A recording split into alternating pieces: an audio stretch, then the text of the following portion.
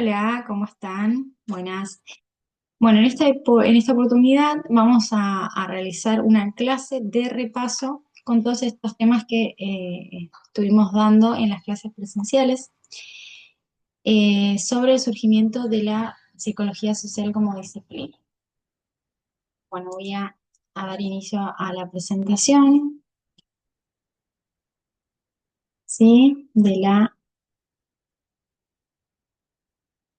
clase de repaso, que es Introducción a la Psicología Social. No se olviden que tomamos, si tenemos en cuenta el texto de Ana María Fernández para hacer este repaso. Bueno, para iniciar, decir que este texto es muy interesante, es un poco extenso, pero es muy interesante y aquí vamos a mencionar algunos puntos más importantes para que recuerden y tengan en cuenta. Como principal, recordarles que con este texto, Ana María Fernández propone una elucidación crítica, como lo leen ahí, y con esto ella lo que busca es rescatar las múltiples opciones teórico-técnicas de la disciplina o que van apareciendo y ciertos perfiles profesionales que utilizan estos abordajes grupales en sus campos de trabajo, ¿no? Con esto, que viene sucediendo desde, dice ella, desde los últimos 50 años, eh, y se aplican en diversos ámbitos en los grupos, los colectivos, ¿sí? Los trabajos colectivos. Menciona la capacitación personal en las empresas, en el ámbito empresarial, la educación sexual en el ámbito educativo, en el ámbito comunitario también, las intervenciones comunitarias. Entonces lo que ella hace es ir problematizando estos abordajes de acuerdo a cómo se realizan y de acuerdo a los autores que lo hacen.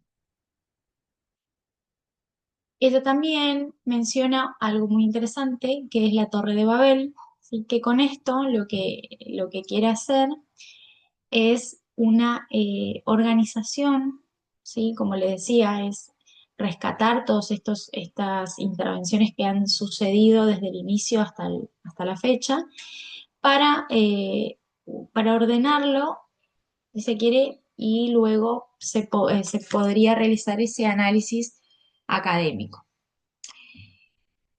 En este texto ella menciona que lo que aparecen estas situaciones históricas y los autores que menciona no son los más importantes, sino los que más se han mencionado o reconocido en el mundo académico. Antes de continuar con los tres momentos epistémicos que propone la autora, es interesante destacar o mencionar los cambios históricos o esos sucesos históricos que han sucedido en esta etapa del surgimiento de la disciplina, que uno de ellos es la Revolución Industrial y que se da entre 1840 y 1960 y la Segunda Guerra Mundial en 1939 y 1945. Claramente, estos sucesos han cambiado drásticamente el paso de la vida por ese momento histórico, ¿no? El cambio radical que han tenido en la vida esas personas, ¿sí? Cambios drásticos, muy repentinos, donde se genera un quiebre en la sociedad y en todos los ámbitos que la componen, ¿sí? En la revolución industrial sabemos que se genera un cambio o un traslado masivo del campo a la ciudad. Esto genera una sobrepoblación, genera pobreza, genera una necesidad social que hasta el momento no existían esos abordajes psicosociales, ¿no? Y entonces ahí se empieza a gestar esa necesidad de esa disciplina o esos profesionales. Con esto también surge el capitalismo, ¿no? A raíz de este consumo o esta producción en masa que genera consumo y, bueno, por ende se genera el capitalismo. Como decíamos, la autora propone tres momentos epistémicos para un ordenamiento en el análisis académico. Eh, la luz, ahí está. En el primer momento epistémico suceden hechos importantes. Algunos de ellos son, por ejemplo, el de Elton Mayo en 1925, donde descubre, a través de la observación y de la investigación, en unos talleres de Chicago, los talleres de Hawthorne, son las primeras investigaciones que se dan a nivel organizacional o empresarial. ¿Sí? En esta investigación, el Mayo descubre, ¿sí? unas redes informales, ¿no?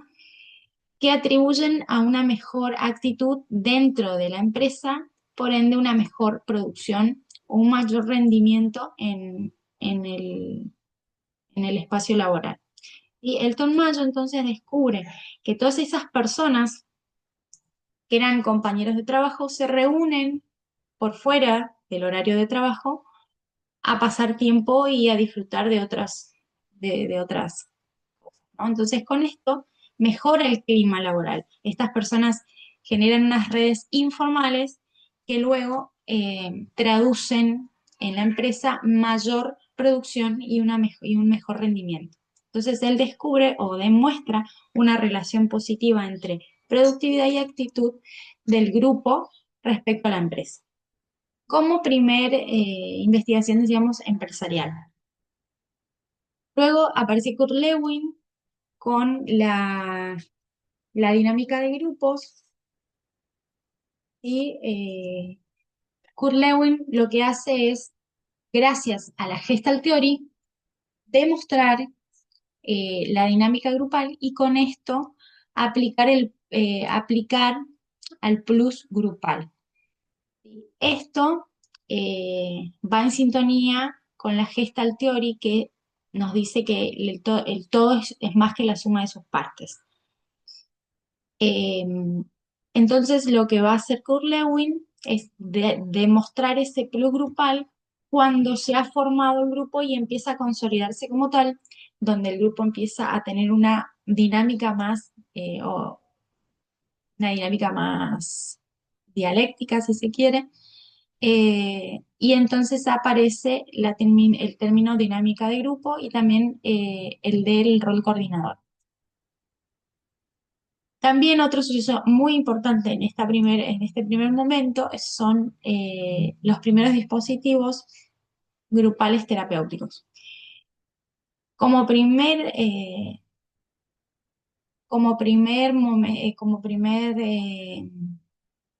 grupo, si se quiere, o experiencia terapéutica grupal, tenemos la del doctor Pratt con sus clases colectivas. Lo que hace este doctor es realizar clases masivas con sus pacientes con tuberculosis. Él toma el rol o un papel de liderazgo idealizado, ¿sí? Una figura paternal idealizada en la que juega, si se quiere, con esto de eh, medidas sugestivas. Ahí está. Con estas medidas sugestivas lo que hace es que en sus clases aquellos pacientes que tengan una mayor participación y se comprometan más en las clases, se van sentando en los lugares más cerca de lo que sería el lugar donde está el profesor y tienen un contacto más directo con él. Y esto genera una idea o una sugestión en cuanto a la mejoría de estos pacientes. Otro de los grupos terapéuticos son los de los alcohólicos anónimos que aparecen en 1935. Este grupo, a diferencia del primero que mencionamos, no tienen un líder que cumpla ese papel idealizado, ¿no? Ese papel paternal idealizado, ni ningún otro tipo de liderazgo, sino que el grupo en sí es el que sostiene a sus miembros, ¿sí? A mayor identificación hay mayor pertenencia con estos grupos. Y otro suceso muy importante en este momento epistémico es la aparición de las primeras aplicaciones del psicoanálisis en grupos. Aparece el término emergente, ¿sí? Y bueno, lo que decíamos que el todo es la suma de, más que la suma de sus partes, que tiene que ver con que la conducta de un elemento tiene que ver, está relacionado al entorno en el que éste está participando, ¿no? Bueno, continuamos. En este segundo momento epistémico aparece Bion, que era un médico y psiquiatra. Este experimento se da en la etapa de la Segunda Guerra Mundial y acá lo que es interesante es que Bion, al estar atravesado por este momento tan difícil, ¿no? Como la Segunda Guerra Mundial, tiene a su cargo un hospital con más de 400 soldados eh, a su cargo, ¿no? Entonces, obviamente se hace imposible un abordaje individual, con lo que se piensa un experimento grupal, ¿no? Donde él propone que se agrupen o sea, de acuerdo a sus afinidades, y esto es lo que después dará como resultado los supuestos básicos de Bion, ¿sí? Luego de realizar este experimento, él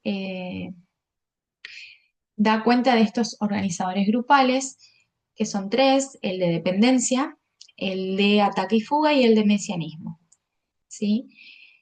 Eh, También aparece CAES, y acá es muy interesante realizar un punteo de lo que menciona sobre los aparatos psíquicos. Él dice que solamente habrá grupo y no simple reunión de personas a partir de los aparatos psíquicos individuales, ¿sí? Este aparato psíquico individual eh, o estos diferentes aparatos psíquicos individuales formarán uno grupal, más o menos autónomo, dice. Y que bueno, que el aparato psíquico individual busca apoyo en el cuerpo biológico y el aparato psíquico grupal lo hace en el tejido social. Seguimos un poquito más y en el tercer momento epistémico es donde ya va tomando forma lo eh, lo que hoy conocemos como grupo y todos sus componentes. Con esto que decíamos de CAES, del aparato psíquico grupal, también aparecen los conceptos de grupo de adentro y grupo de afuera, que hoy conocemos como grupo interno y grupo externo dentro de lo que es psicología social, ¿no? Aparece el concepto de nudo grupal, que nudo grupal hace referencia a un complejo entramado de múltiples inscripciones, ¿sí? Cuando aparece este concepto de nudo grupal, quiere decir que los procesos, que aparecen los procesos identificatorios y las transferencias dentro de ese grupo, ¿sí? Esto quiere decir que se ha consolidado como tal.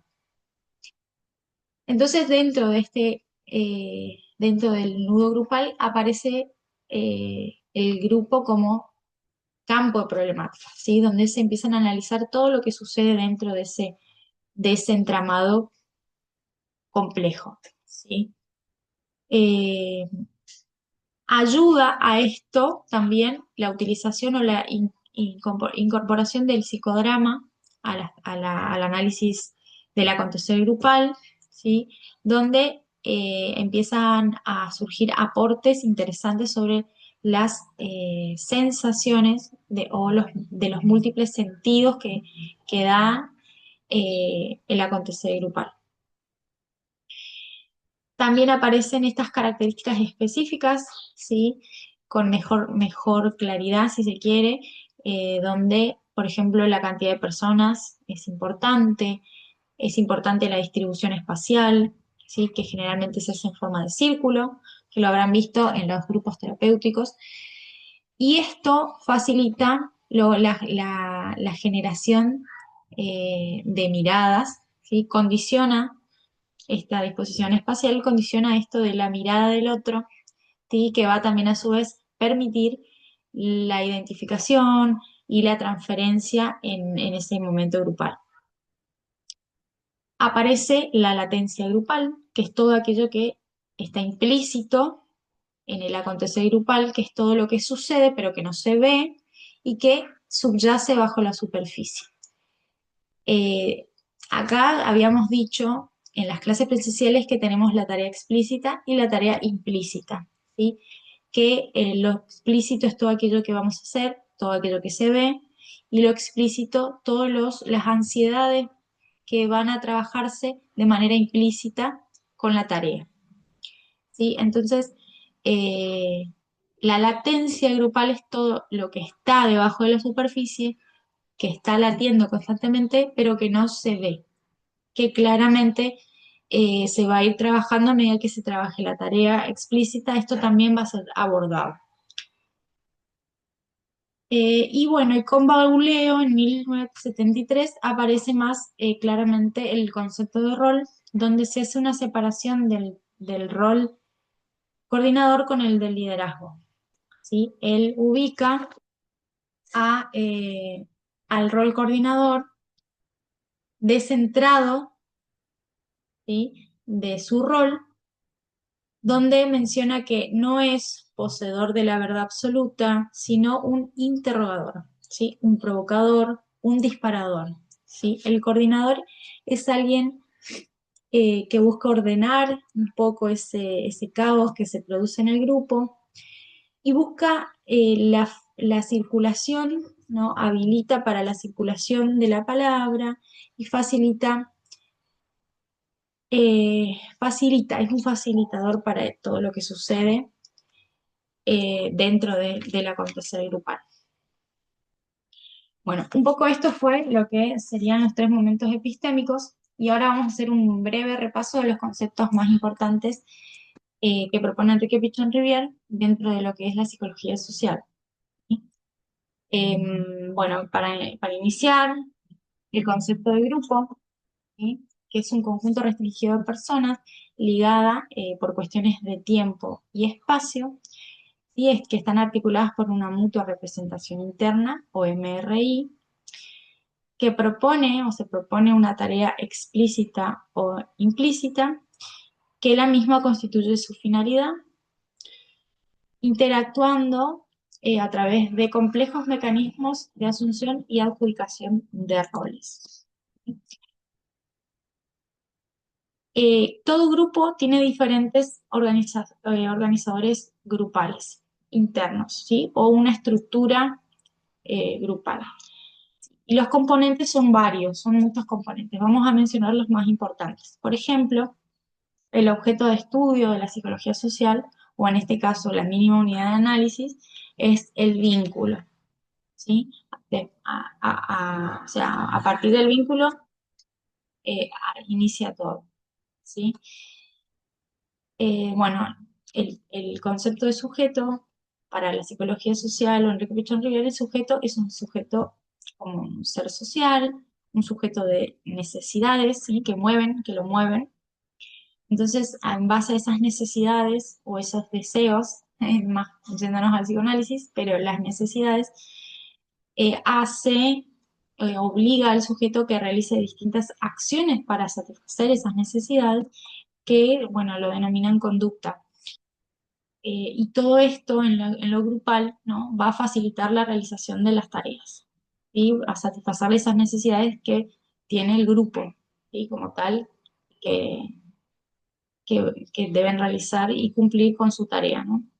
Otro organizador es la mutua representación interna, que como ya lo habíamos mencionado, es donde empiezan a surgir esas identificaciones con algunos o algunas con compañeras, compañeros, y ese punto de la consolidación grupal se llama pertenencia. Otro punto muy importante es la adaptación activa a la realidad, que es el parámetro que toma Enrique Pichon Rivière como la salud del grupo, ¿no? A mejor o a mayor adaptación que tenga ese grupo frente a algún cambio, es un grupo saludable, ¿sí? Eh, Muy brevemente, ¿no? Adaptación activa a la realidad es un término muy propio de la psicología social, ¿sí? Pero adaptable, pero aplicable a todos los ámbitos de la vida cotidiana, ¿sí? Todo el tiempo tenemos que estar realizando acciones para adaptarnos constantemente a lo que se nos presenta. Entonces, bueno, en este caso aplicamos el concepto de Enrique Pichon Rivière. ECRO, otro organizador grupal. Brevemente, Enrique Pichon Rivière genera o formula esto, que es una herramienta para evaluar los fenómenos grupales o en qué situación o qué está ocurriendo en el grupo en ese momento. ¿Sí? Estas siglas significan esquema conceptual, referencial y operativo. ¿Sí? Esquema porque se trata de un conjunto organizado de conceptos. Conceptual, bueno, porque es teórico, como sabemos. Referencial porque se refiere a un recorte específico de las prácticas sociales sobre las que se va a indagar y a operar.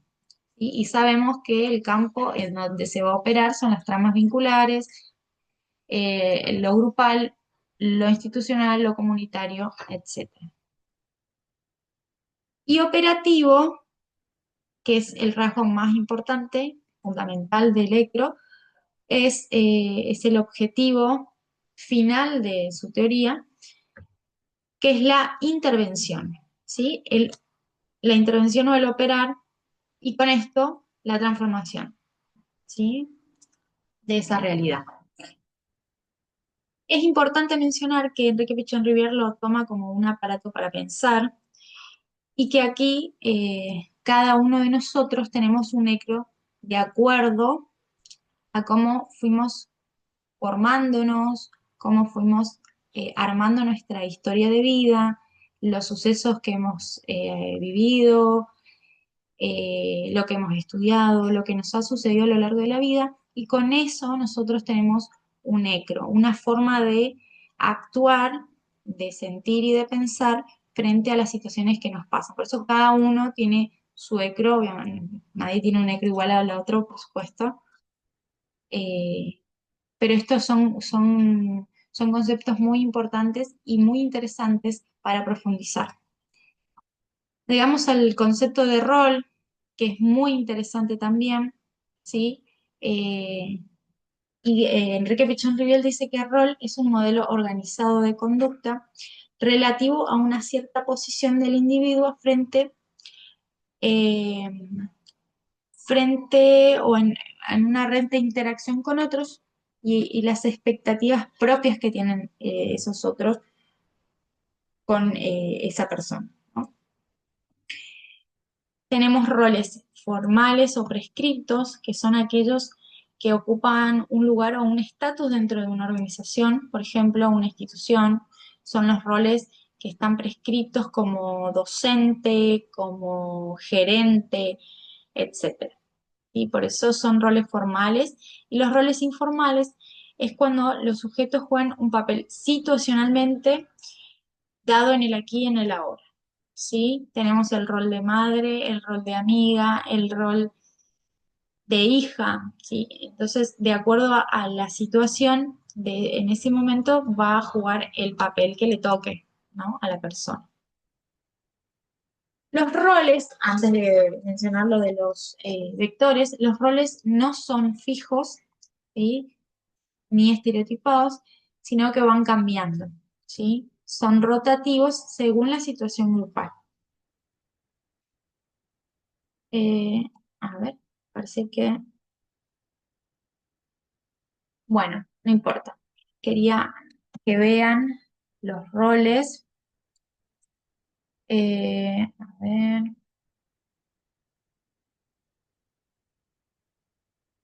acá. A ver, ahí. Bueno, los roles eh, son 7, perdón, acá está, ahí. Los roles son 4 y tenemos los más importantes que son el portavoz, ¿sí? Que es aquel que denuncia el acontecer grupal, pero articula su posición individual que está atravesada por la situación horizontal del grupo. ¿Sí? ¿Con esto qué quiero decir? La situación grupal nos encontramos cada uno de nosotros con nuestra individualidad que está ubicada verticalmente dentro del grupo.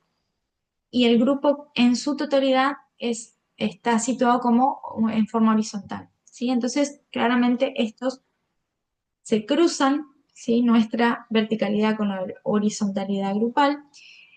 Y acá es donde nosotros como portavoz vamos a denunciar lo que está pasando en el grupo a través de nuestra visión, de nuestra verticalidad, ¿no? Individualidad. Acá juega mucho, obviamente, como lo que veníamos mencionando en el ECRO, nuestra visión de las cosas, ¿sí? Nuestro punto de vista, la subjetividad. Está el otro rol de chivo emisario, que se entiende como el depositario de todos los aspectos negativos del grupo, y en contraposición se encuentra el rol de líder, que es el depositario de todos los aspectos positivos del grupo. Esto es interesantísimo porque surgen uno en contraposición de otro, ¿sí? O en preservación del otro.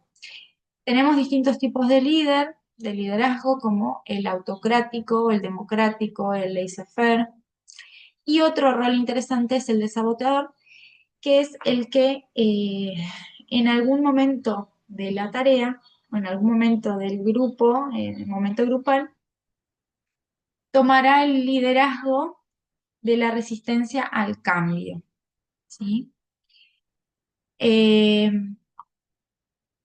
y acá es interesante porque juegan todo lo que ya hemos repasado, la adaptación al cambio, la adaptación activa a la realidad, juega acá un papel fundamental porque es donde el grupo va a poder solucionar y hacer ese salto hacia el aprendizaje, o puede quedarse estereotipado con estos miedos básicos que aparecen.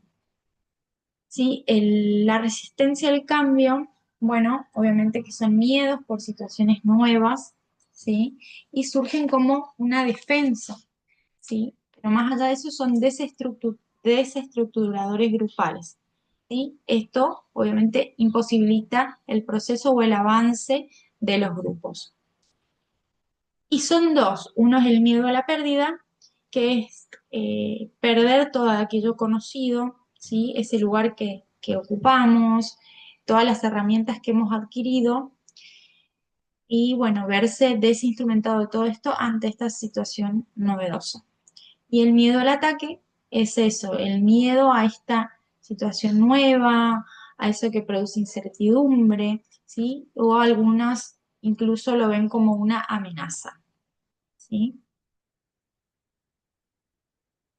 Ahora sí, los vectores del cono invertido, que son 7, esto también es una herramienta que se utiliza para ver la situación o en qué momento se encuentran y qué situación está viviendo el grupo en ese momento, ¿sí? Los vectores se organizan, tienen un gráfico que se organizan como en un cono invertido que tiene diferentes niveles, ¿sí? Los vectores se dan cronológicamente y uno de los primeros, como habíamos mencionado, es la pertinencia. Sobre la superficie del cono invertido se encuentra todo lo explícito, y abajo de todo, en la parte del cono, ¿sí? Está lo implícito, ¿sí? Ahí abajo es donde encontramos la resistencia al cambio y los miedos. Esto, con el trabajo, la adaptación activa a la realidad, puede, gracias a una espiral dialéctica, surgir e ir hacia la superficie, ¿sí? Entonces, muy interesante también este punto, este concepto de la psicología social. Y para finalizar, tenemos hacer mención del grupo operativo, que esto es lo, digamos, trascendental, lo más significativo de la psicología social. ¿Sí? Es el grupo operativo que crea Enrique Pichon Rivière, es la técnica que utilizan, es fundamental para evaluar el acontecer grupal. Obviamente que debe cumplir con estas características que estamos puntualizando, ¿sí? Y se utiliza para obviamente realizar las tareas y cumplir con ciertos objetivos que se proponen o el grupo como tal, ¿sí? Grupos de estudio, puede haber diferentes tipos de grupo, pero la técnica fundamental de esta psicología social es la de grupo operativo. Así que bueno, hemos hecho un repaso general por aquellos conceptos más importantes de la psicología social de Enrique Pichon Rivière. Así que cualquier cosa o dudas lo dejan en los foros y vamos a continuar con los temas eh, nuevos a partir de esto. Así que nos vemos.